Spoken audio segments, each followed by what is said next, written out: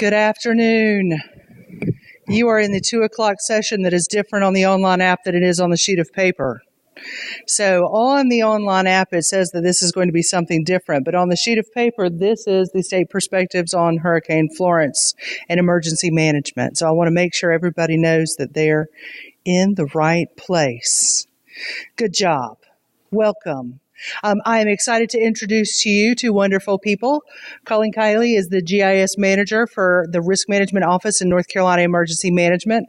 Watson Ross is are you a GIS manager? He's the GIS manager for Geodetic Survey, which is also in Risk Management and Emergency Management. You have dueling managers today. So they are here to tell you about the GIS tools that we used during Hurricane Florence. And I will give it to them. I'm going to try and make sure this is actually on my mouth. No, I've pulled it off.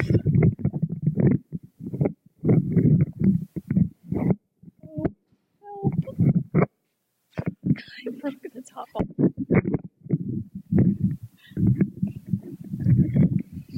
Here.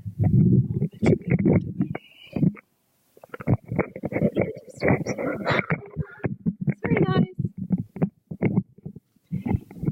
This is obviously not our forte. Takes a lot of. Let's just screw it this way and see what happens. I'm just going to hold this. All right, there we go. All right, thank you. Now that we have things working, maybe. There we go. All right. So how do we staff the EOC? There's someone in the GIS group there 24/7. We have the GIS manager with 2 shifts, 12 hours each. There is a GIS analyst there. We run 3 shifts at 9 hours each, and we overlap an hour on each end of those so that there can be some communication between the night shift and the new morning shift coming in on what they were working on, what still needs to be finished, who asked for it, where it goes, what data needs to be found, and that kind of thing. And then in addition to that, in our little group, we've got a programmer, DBA, system admin, IT folks, and we're all working together to solve problems during an event. So they run 12-hour shifts, and most of these, unfortunately, end up getting stretched out. So if you're there for 9, a lot of times you end up there for 11 or something. And making a smooth event takes preparation, Python, and practice. So some of the preparation that goes into it is we think about what requests came into us in prior events and how can we prepare for those requests, have everything ready, maybe scripted or something for this event. Were those requests similar to other requests? So sometimes we get requests from different groups that have the same basic premise, just a slightly different flavor at the very end. How time sensitive were the requests? Were they something that we needed to fill very quickly, or were they things that could take a couple of days? If it's something that needs to be done very quickly, that might be something that we want to target for a script that we can do very quickly and get the information back out. Did we need to find data for the analysis? So was it a request where we didn't have data in-house? And then what data was it that we needed, and who did we need to go to for that data? So we need to coordinate beforehand to make sure that we can get the data in a timely manner from the right person. What new data has been produced over the past year that we didn't have in a previous event that may help us answer some of those questions that we know that we're going to get, or that we can add additional benefits to some of the things that we're already doing by providing more data and more information to them. And then what new technology has come out over the past year or two since we've had a major event. So Python is something that we use heavily We try and do, for all those things that we know we're going to get asked, we try and get Python scripts written during the off season and tested so that when we have an event, we can go into them and have something that's going to run quickly and give the same result each time. Some of the examples of things that we run with Python are wind damages. They're every 3 to 6 hours. The Weather Service puts out new hurricane path and forecasts. So we have scripts that go download that data, and then we run analysis on damages for those. Storm surge is another thing that gets posted every few hours that we run. For a winter storm, ice damages would be something that is scripted. We run reports from these scripts that get automatically posted up, and so allow the managers to report on those. And then we have certain things like data downloads and updates that we've scripted so that we can get the data from outside sources. And then practice is part of this. Every spring before the hurricane season, we go into the EOC. We make sure that all of the computers have been updated and patched, that all of our scripts run on the newly updated and patched computers, which they never do the first time. And then we have to go back to the office and fix the script because there's something new in Esri software that causes it to break. Figure that out, get it fixed before we actually have to run them real time. Make sure that everybody knows what their logins are. They have got the permissions to the things that they need, and they know where all of the data is. So during the day shift, it gets pretty crazy. You can see there's a packed room there. I mean, often it's hard trying to even find a seat in there. So it gets very busy and very overwhelming quickly. So during the day shift, we have routine scripts running every 3 to 6 hours for routine Weather Service updates. We have custom map requests that come in, and actually during Florence, I feel like we had a lot less, and that's because we started using a lot more online maps. We were prepared for some of the data requests that we get frequently, and we built online maps within Web EOC for those. So some of the things like, I just need a basic map of all of the roads and where the fire stations are, that was built in there, and people could just go to it without asking us. There's certain custom analysis requests that we get during the day, and those are one-off type things that we will respond to and get information back out to people.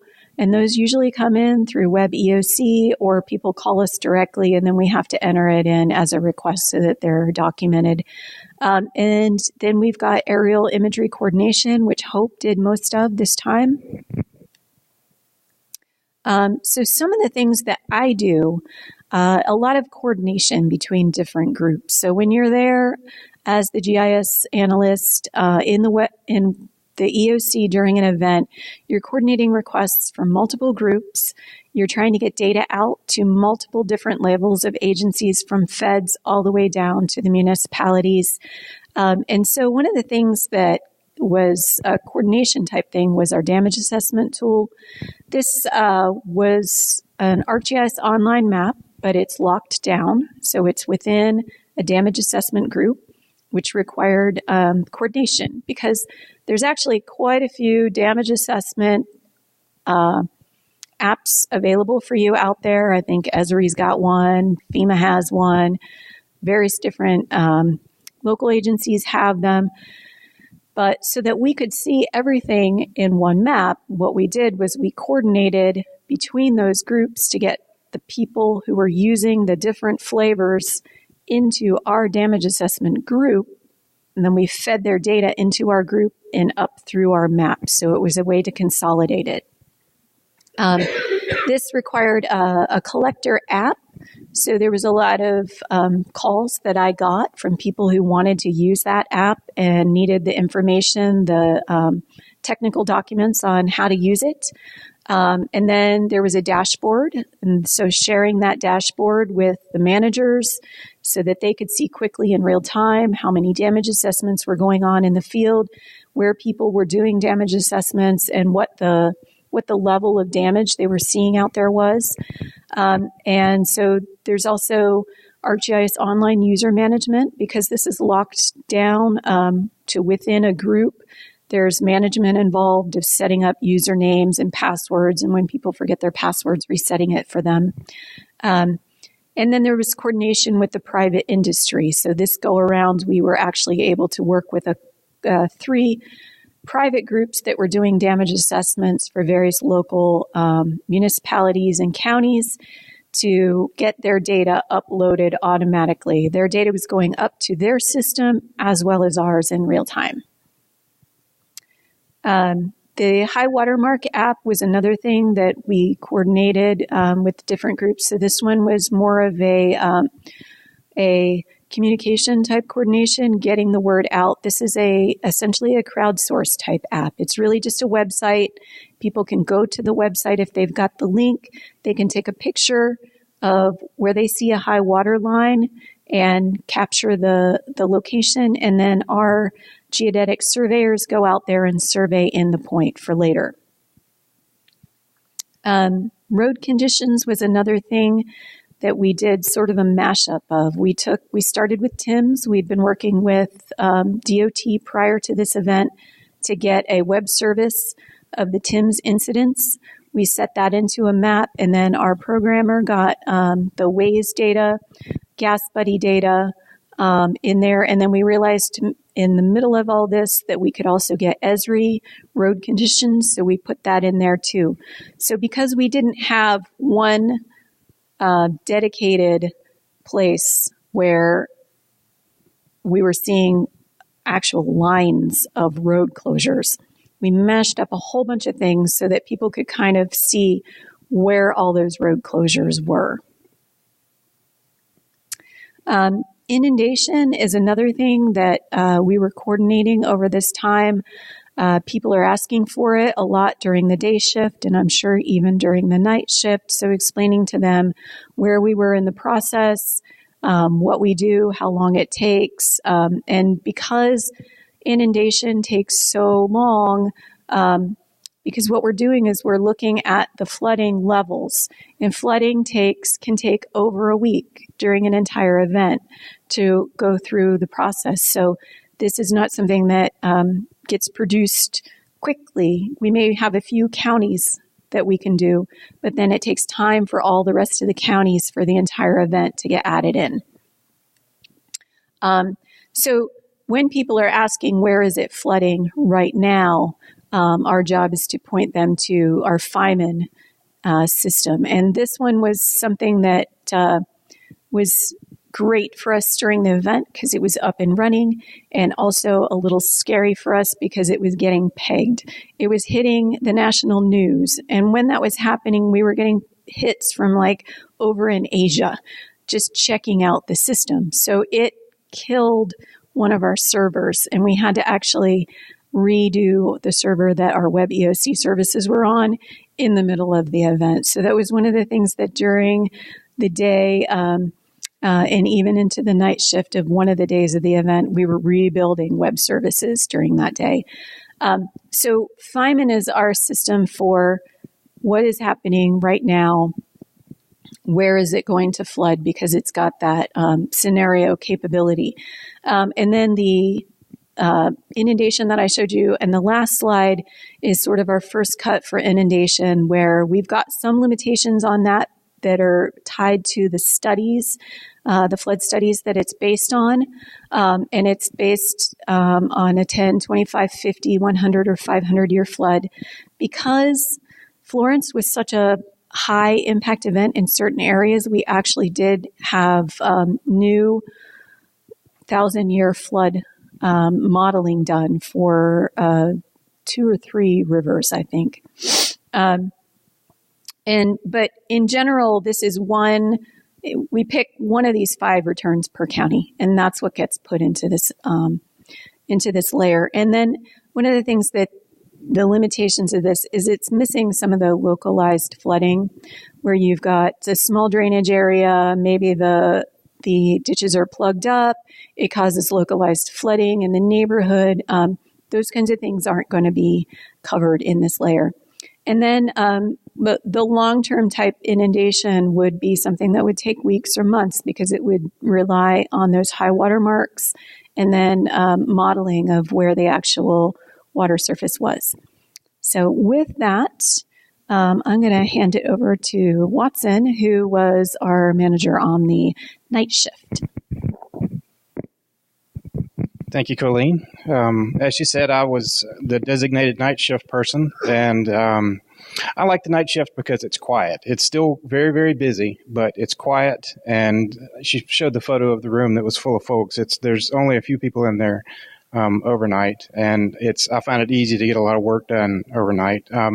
But emergencies still happen overnight, so generally my priorities are to take care of any emergencies that come up, and then take care of any of the routine tasks like running the scripts for the hurricane advisories, and then help finish off any sort of lower priority day shift tasks they have passed on to me.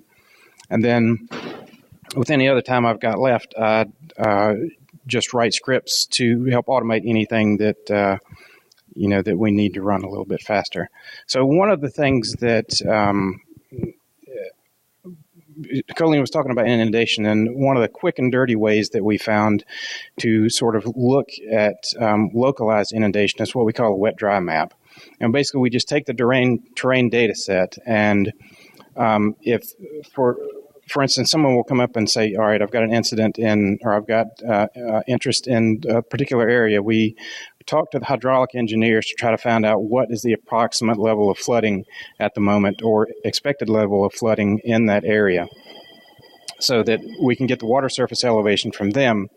And then we just take that terrain data set and basically color everything below that elevation blue to represent the water and everything above brown to represent land. And like I said, it's only good for local cases, but this particular technique has helped us in several different events. So one of them happened along the Chatham County boundary, along the Deep River. And if you can see, there's an isolated area there where they said, all right, the folks in this area are cut off. Their roads are flooded, and we need to know, can we pump the water out to get them, to be able to get access to these folks. And after making the wet dry map, basically the answer was no, because all the water was coming from the river, so there's basically nowhere to pump the water to get access to them. And luckily, in this particular case, I think by morning the water level had actually started receding, so they were actually able to get access to them. So it didn't turn out to be anything that put anybody at risk. But it was just a quick and dirty way of being able to see what can we do to try to help these folks.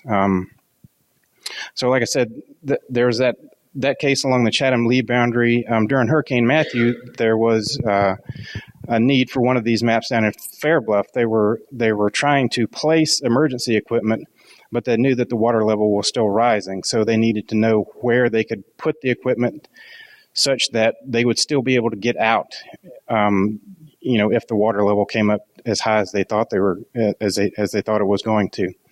And also during Hurricane Matthew, there was an incident in Bladen County where there were a series of like 5 or 6 houses, and the road leading to those houses was in a depression, and basically that depression filled up and those folks were cut off.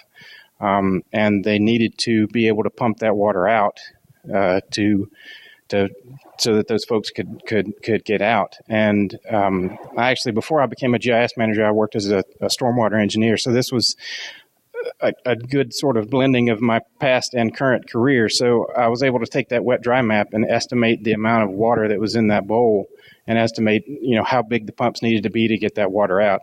And we also needed to know where we could pump the water so that it wouldn't come back on site. And there ended up being a forested marsh not too far away where we could pump the water and it would go away. So they were actually able to help those folks pretty quickly. So I'm just going to talk about a few of the Python scripts that I ended up writing during Hurricane Florence that helped us out. So the first one was to deal with the gas buddy data. And the gas buddy data is basically just point locations of all the gas stations that basically say, does this station have fuel and does this station have power? And basically this script just parsed what was initially comma-separated data and updated one of our online services, and then GasBuddy actually switched formats sort of mid-event to shapefiles, so I actually had to rewrite the script to be able to read in the data from the DBF file within the shapefile. But so that was a fairly simple script. Another script that we ended up using a lot is for our Floodgage data. So internally, the hydraulic engineers publish a spreadsheet every 6 hours that basically describes the flooding conditions at gauges all across the state. And the script needed to be able to convert that spreadsheet into maps. So this is actually what the spreadsheet looks like. So you've got the gauges and then sort of the flood risk information, and then the flood timing and flood stage information, and then information on building damages. And so what the script does is take that spreadsheet and convert it into a map that just sort of describes the conditions at each of these gauges that is at risk of flooding in the next week or two. So it produces this map, and then it also produces a forecast conditions map that basically says, what the it describes the timing of when the flooding is expected to take place, and during the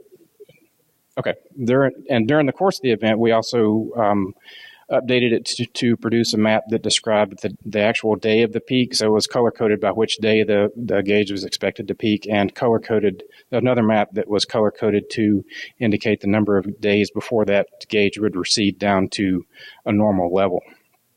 And the last thing that script produced was actually a summary of that spreadsheet that's consumed by another group internally.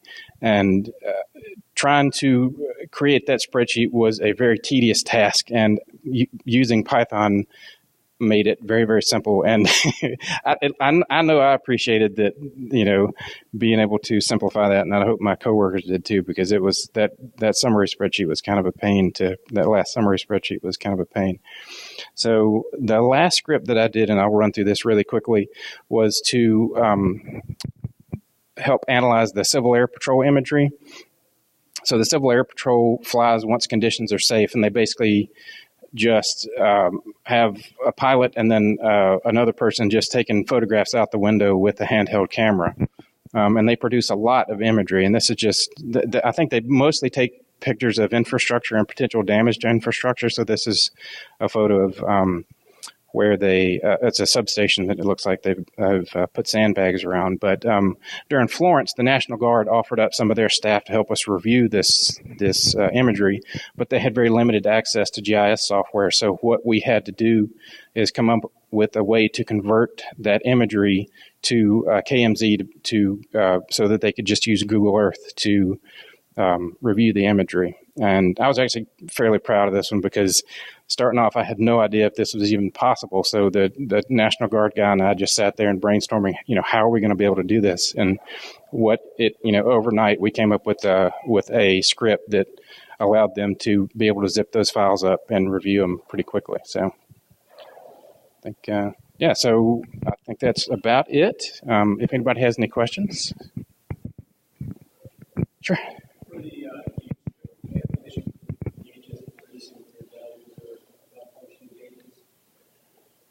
No, I don't recall that. Yeah. I think by the time it got to us, the engineers had kind of parsed through all the gauge data. So if that happened, it happened before we even saw it. Yeah. And I have to say, there was a lot of colorful language, at least on my part, over that spreadsheet. So I was eternally grateful to Watson for writing that script. It was not fun to deal with the spreadsheet.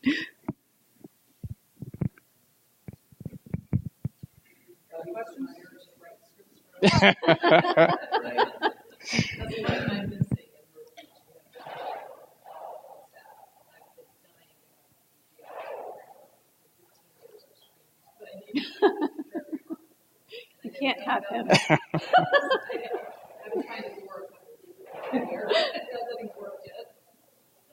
Any other questions? Yes. So you're talking about writing Python scripts. At what level of scripting is something that, are you a wizard, or is it something you feel like you're intermediate? I would say intermediate probably is where I would classify myself.